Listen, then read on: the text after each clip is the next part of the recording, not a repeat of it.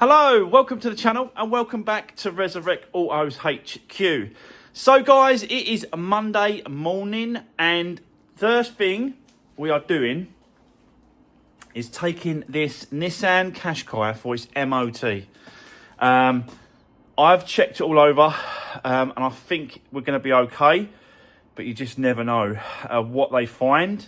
But yeah, hopefully, fingers crossed, no advisories on this one as well.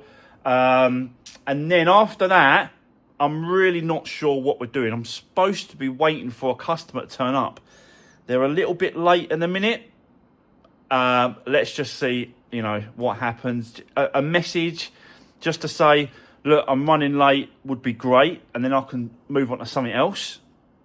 Because if I'm not doing that, customer's car, I want to go and do the Nissan Micra, the locked, no keys.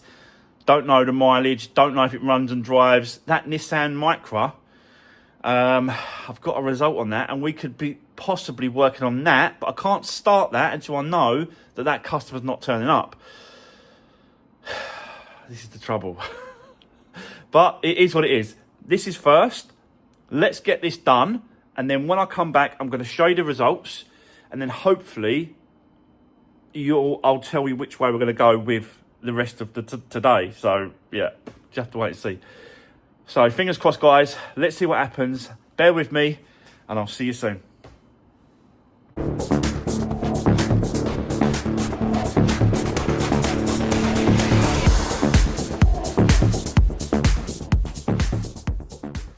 Right, okay, guys, I am back from the MOT centre with the Nissan Qashqai. Let me show you the results on this one. So there we go. No advisories, pass. Done. But yeah, it's not doing a lot of miles, is it? Look, 43, 48, 52, 57. It's not doing a lot of miles, this car. But yeah, all passed, all MOT'd, done. All it needs really now is a clean inside and out, wipe around, and that is it. The new owner, because I think this is already sold, the new owner can take this car away and enjoy this one owner from new, 2 keys, full service history, new MOT, no advisories. It's just done, isn't it? And yeah, with the glass roof, we're all sorted and all repaired. Another one done, guys. Right, I'm going to get this out of the way outside because I want to work on this Renault Capture. We not quite finished with this car because well, I've been driving it around, just sort of putting some miles on it, just testing it, just making sure it's all okay. And then when I come back, was it yesterday or Friday? I can't remember now. The coolant bottle is empty, which means we have a coolant leak. And I think I've pointed it. Let me just get a torch. I think I've pointed to the thermostat housing, which is down there. Is the thermostat housing. You get a little bit of water on top. So yeah, that is where I believe we are getting the leak. And it makes sense because it was all over the gearbox. Remember I showed you on one of the last videos down there, it was all over the gearbox and all around. So it makes sense that that's where it's coming from. I've just got a new one delivered. So here it is. And it sits, I think it sits like, I think it sits like that way. No, it can't do. I don't know. Well, I think it sits like that. I think, yeah, that's the way it sits. It sits like that. So yeah, just two bolts holding this on. Well, pipe goes into there, pipe goes into there, pipe goes into there, and a plug goes into that. I think it's a temperature sensor. But yeah, we are going to be doing that next. So let's get set up. I'll set you up over here and so you can see me doing it. We need to take off all these bits and pieces. I might get rid of the battery. Airbox has got to come out of the way. That bit there, these pipes got to come out of the way. So a few bits and pieces got to come out of the way, and we should be able to get to it and see it, and then change it over. So let's get cracking. Let's sort this one out, and then once we've done this, we're going to move on to another job, which is a Range Rover Velar. And basically, we need these parts here for this Range Rover Velar job. I'll explain what's going on with that, but let's get this one done first. I'll set you up. Let's do this.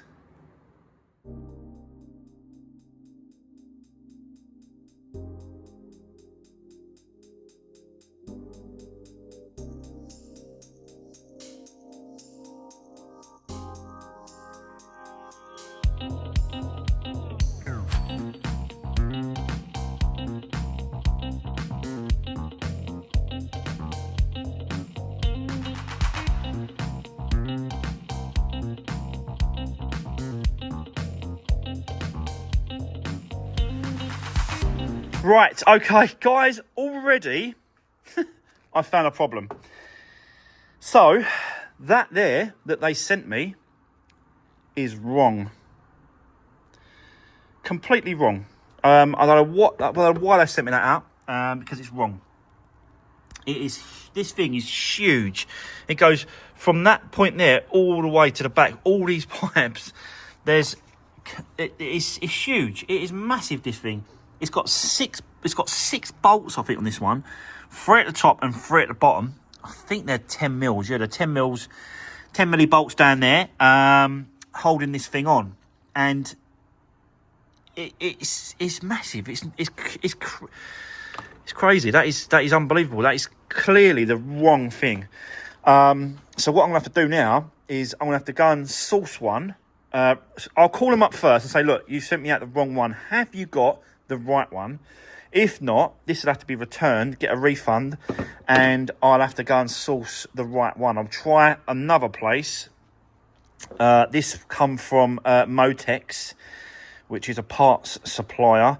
I've got other parts suppliers. I can even check Euro car parts. They might have one. So let me just do a little bit of research, see if I can find one. If I can find one quick, I'm going to bring it back. We're going to crack on with this and continue swapping this over. And then we'll get on with the Range Rover Velar in a little while. But bear with me for now, guys. I wanted to explain that because completely wrong. So see you in a bit.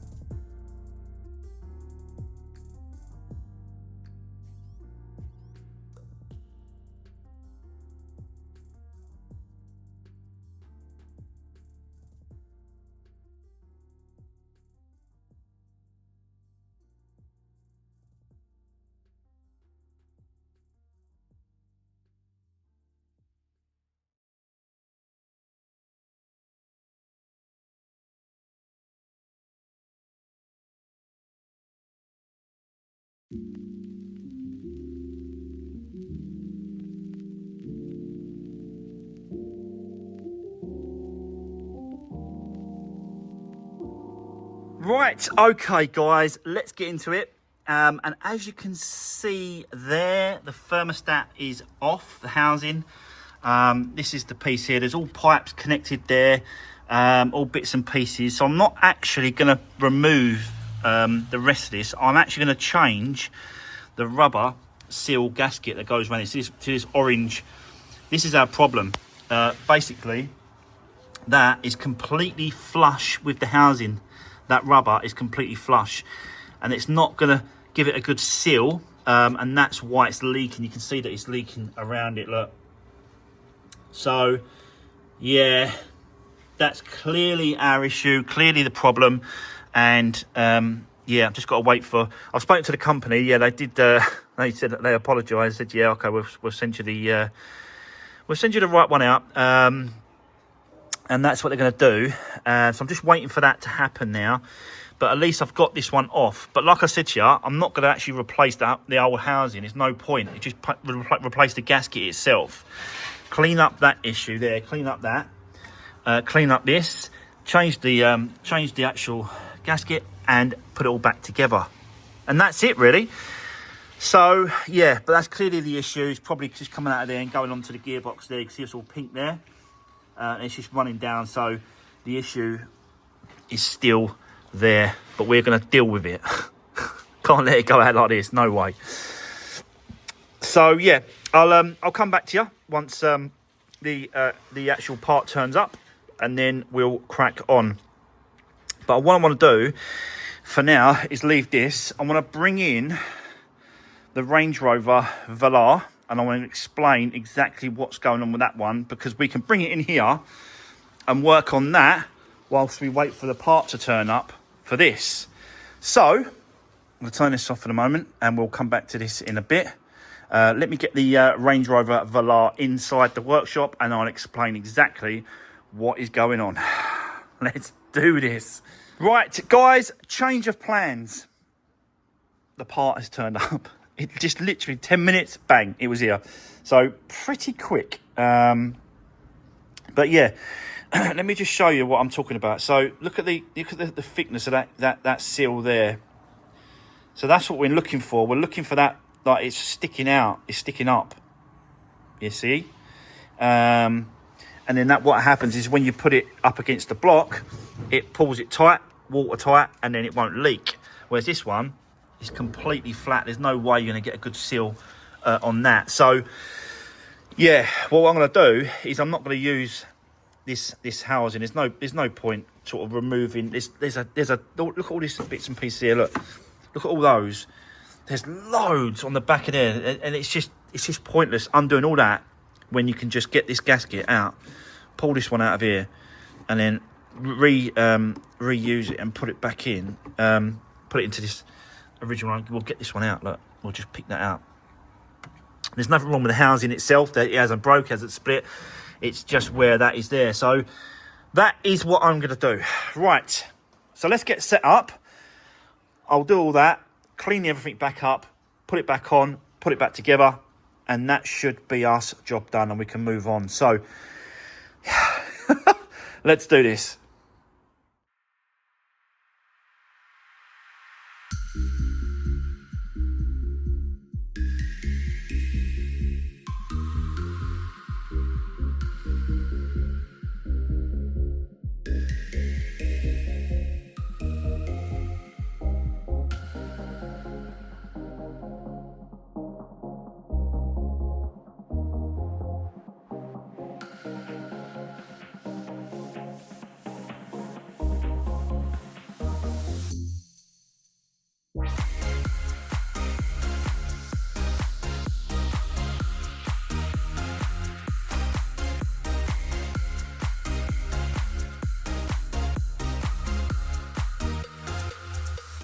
Right, okay, well guys, there we go. It is all back together. Everything's been put back on, tightened up. Yeah, plugged back in. I've checked. Not that bad of a job really. But I have put some coolant in the tank now. You can see it just in there. You've got two bleed nipples on this one. There's one just here, one just there. So that one's done. And then there's one right at the back. I'm going to try and get you in there so you can show you.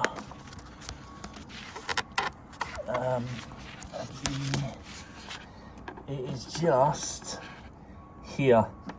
So this one here is for the heater matrix for the inside. So you just have to do some of that. Let it bubble out a little bit. So I'll leave it like that for now. Leave it like that for now. And then what I'm going to do is I'm going to start her up, and then just keep bleeding those two bleed nipples there. Get the system back through, put the under tray back on, and then take it for a drive, and then just hopefully that'll be the one. So yeah, let's just do all that kind of stuff, and I'll come back to you in a bit. So let's do this.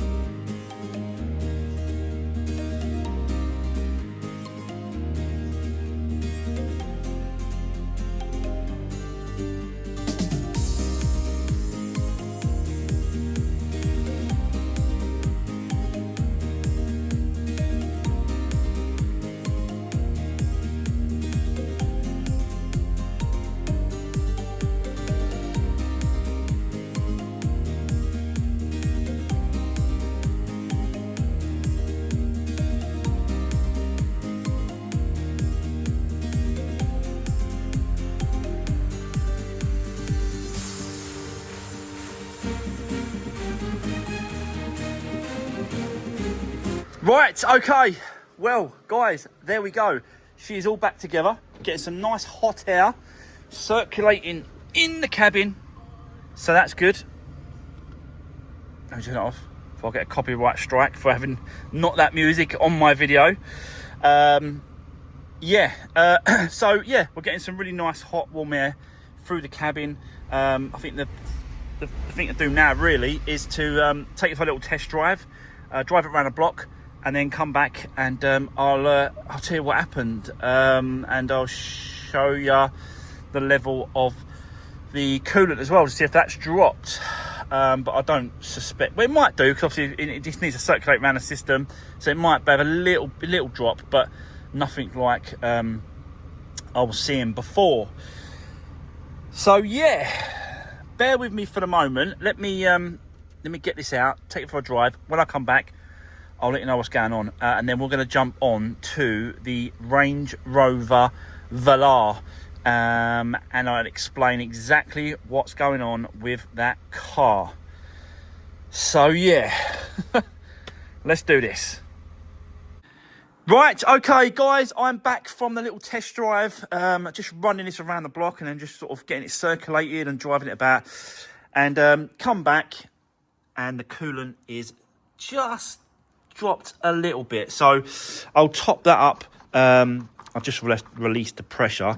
I'm going to top that up a little bit, only a little bit, and that's just probably where just the circulation part of it needs to go, you know, around through the water pump and all the rest of the bits and pieces. But yeah, I think we've done it, so that's good. Now I'm happy to let it go. I wasn't happy to let it go without sorting this out, definitely not. Because it will be back, and I don't want it to come back. I want them to be right, you know, and no problems for the new owners. Basically, as you can hear, the rain is beating down on the roof, so that's why I've closed the doors as well, because the rain was actually coming in. So yeah, I'll do that, and then I'm going to get this outside, and I'm going to bring in the Range Rover Velar and explain exactly what is going on and what we've got to do. So yeah, let's do this. Right, okay, guys, look at this colour on this Range Rover Velar. Really, really nice silvery grey colour. Yeah, really, really nice car. but we've got some issues. Now, let me explain what happened. So, this customer, she actually called me and messaged me about 5 months ago, something like that. She said that the headlights are not working the way they should. And she took it into Range Rover, Land Rover. And they said, yeah, we'll have to change the headlights for you. And they're £4,000 each. And because she's having one side with trouble, the other side's going to go as well. So that's £8,000 for these two headlights from Range Rover, Land Rover. So she was obviously no thanks. So she messaged me because she got my number from someone who said that I might be able to help. And I've done a lot of research, looked into it, and there is a way of replacing these. You can get second-hand headlights from eBay. I think they're about 2.5, 3.5 grand, something like that. Still a heck of a lot of money, but there is another way of resolving this. Basically, let me start the car up, and then I'll show you. Yeah, really, really nice interior as well. Leather seems to be wearing a bit bad though. I don't know why it's doing that, but really, really nice Range Rover Velar. This has got a ghost immobiliser. So let me just start her up. Obviously, I'm not going to tell you what the code is. So let me just do the code.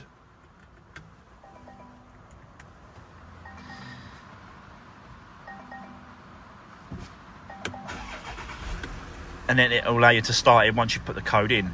So let me just show you what is going on with these headlights and the problem we're having, or she's having.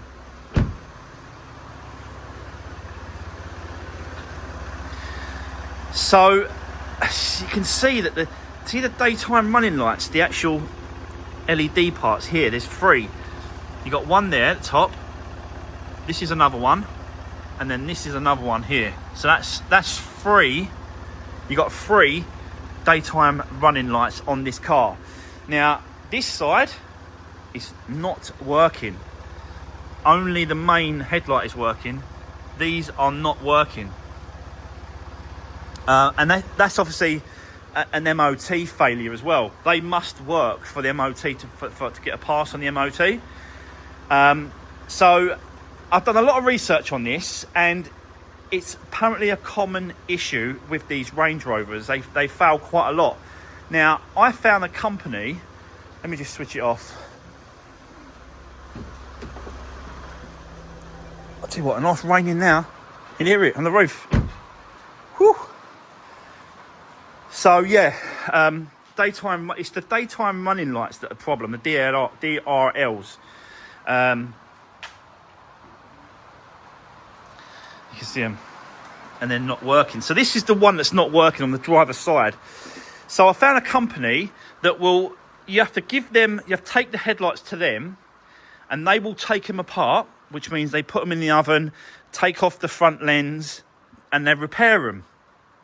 And how they repair them is by changing out the DRL's circuit boards, which are these here. You've got 3 each side. You've got a left and a right. So you've got 3 each side. You've got 3, 1, 2, 3 daytime running lights, DRLs. But you can't get to it from the other side of the headlight. You have to take the front piece off to get in there, to get to these daytime running lights. Is an absolute joke, but it is doable. This company I spoke to, he said he does them all the time for people because they're such a common thing to fail that he's becoming very, very popular and very, very busy because he's saving the customers absolute fortunes doing it this way. And but the only trouble is with that is that I have to remove the headlights, and I actually bought these parts. I found these parts once I spoke to the guy and I said to him about he said, you can get the parts, or I can get the parts. I said, well, let me see if I can get hold of them. And I did. So all I've got to do now is take the headlights off the car, take him down to him. First thing in the morning, that is what I'm going to do. Tomorrow morning, these headlights have got to go down to him. And basically wait down that way for them to be done. Now, it does take about 4 or 5 hours. So I've got to wait around because it's in Kent. So it's across the water, it's across the other side. I ain't got to take my passport or anything like that, but it's the other side of the water. So, yeah, I'm going to take them down there tomorrow morning and wait down there. And then once they're done, he's going to remove the lenses, repair them by changing them out, and sealing and redoing the front on the actual, the covers. He's going to rebond the plastic back on the headlights. And he said to me, he's doing so many now. Every single week they're coming in. So he knows exactly how to do it. There's no chance in hell I'm going to be able to take that lens off. There's just no way. I think they put them in an oven, he was talking to me about. So they have to bake them to be able to get that sealant off, the bonding away from the actual headlight. He said that's the only way to do it. Or spend $8,000 at the Range Rover main dealer. So yeah, I'll be saving the customer thousands of pounds by doing this and helping him. But we do have to get these headlights out now. So we might have to go down the route of taking the whole bumper off. I'm not sure yet. This grille definitely comes out in one piece. We're going to have to obviously open up. You've got one bolt there that's holding the headlight, one bolt here that holds the headlight, and I think one bolt there that holds the headlight. So I'm not quite sure how I'm going to do this at the minute, but I want to have a little attack at that grille because that definitely has got to come off because there's a bolt. Well, if we take that grille off there, you can see the bolts through. Look, I think that's the headlight one there. But you've got to get this off because that's part of it goes around the headlight there. And we need to bring the headlight this way. So, yeah, if that makes sense. So let's get set up, guys. Let's see if we can get these headlights off pretty easy. But we've got to get them off the car, get them out. And then we're going to leave the car over here. And it's a big car. So I struggled a little bit getting it in the workshop, but it's in. So yeah, I'm going to leave it there until we come back with the headlights all repaired. But first things first, let's get these off. Let's do this.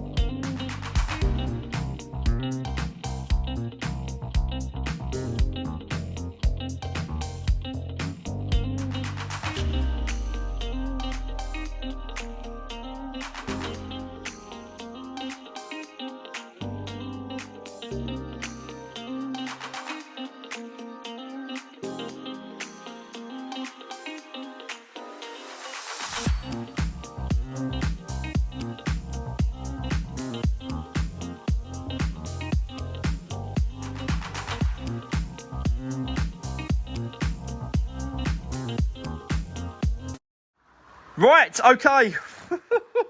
Just had an absolute downpour as well on the roof. That's why I had to wait for a while for the rain to sort of calm down a little bit before I could start talking. Otherwise, you wouldn't hear me. But yeah, a bit more of a pain than I thought. I've got to be honest. I thought. Yeah, it is what it is. You know, they're made how they're made, and you know that's just the way it is. It's just got to be not quite removing the bumper, but it's close to removing the complete bumper. But that's enough now. Sort of, it's leaning on that there, and it's safe. The headlights have been removed, so I'm going to take these two headlights with me and the kit as well. These two here, and these 3, I think that's glue, these little things here. And it's not glue for the headlights, for everyone says. It's glue for these. So inside there, you have to take off from the ones in there. There's like a metal bracket that sits on the back, and they're glued together and squashed. So that's what comes with the kit. So they'll be all going down to with me tomorrow, and he can change both headlights for me. And then once I get them back, we're going to do the reverse, put them back in the car, put it all back together, and that should be much better. And yeah, it's a lot cheaper way of doing it like this, instead of forking out for the thousands and thousands of pounds that Jaguar or Land Rover want for these headlights. So there we go. We are done.